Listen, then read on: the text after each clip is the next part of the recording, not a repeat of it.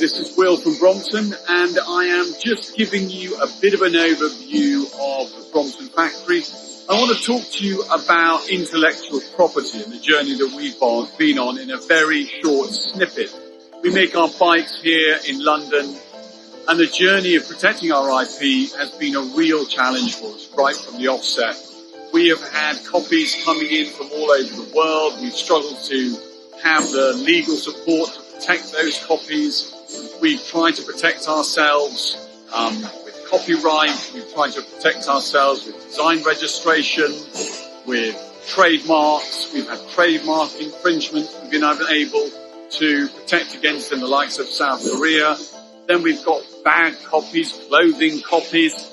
I mean, it's an absolute flipping minefield. And I have to say that by and large, the protection isn't there.